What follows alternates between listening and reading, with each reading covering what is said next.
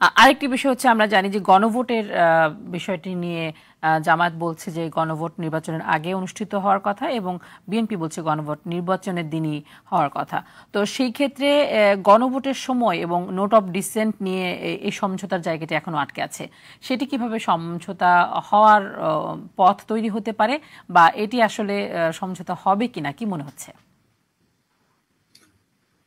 আমি আসলে এই যে নির্বাচনের দিন বা নির্বাচনের আগে গণভোট, এই বিষয়টিকে আমি দেখতে চাই যে আপনার কিছু কিছু রাজনৈতিক দল কিন্তু আপনার বিভিন্ন অজুহাতে নির্বাচনকে পেছানো এবং সময় ক্ষেপণ করতে চান, এবং সেই কারণে তারা দেখা যাচ্ছে যে একটা নন ইস্যুকে ইস্যু বানাচ্ছেন। আপনি ফর এক্সাম্পল কিছুদিন আগে আমরা শুনতে পেয়েছি পিআর নিয়ে রাজপথে, পিআর এর জন্য আন্দোলন, না অথচ এবং পিআর এর এখনো জামাত তাদের সেই পিআর স্টেটমেন্টই এর কিন্তু আছে। কোনো এজেন্ডা ঐক্যমত্য কমিশনের ছিলই না।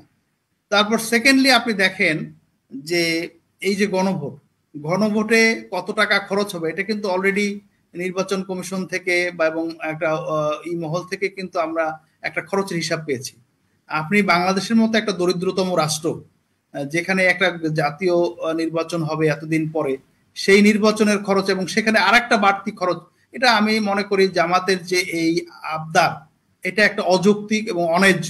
এবং এটা আসলে আপনার, আমি মনে করি না যে দেশের স্বার্থে, এটা আমি মনে করি যে আপনার নির্বাচনকে বাধাগ্রস্ত করা, নির্বাচনকে পেছানো, এ কারণেই এই জাতীয়।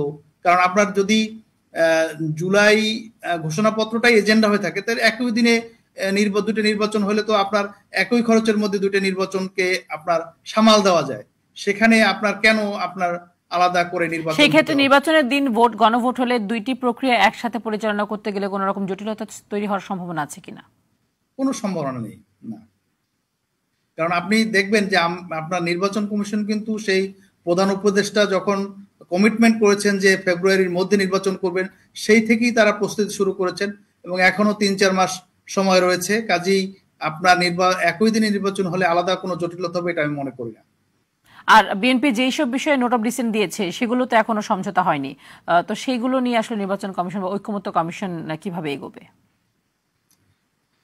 যেগুলো নোট অফ ডিসিশন দিয়েছে সেটা পরবর্তী সরকার ঠিক করবে, কারণ এটা তো ঐক্যমত্য হয় নাই। কাজেই সেটা তো আর আপনার ইসে আসতে পারবে না, ঠিক না? তো সেই ক্ষেত্রে আসলে এগুলো নিয়ে পরবর্তী সরকারের কাজ করার একটি সুযোগ রয়েছে।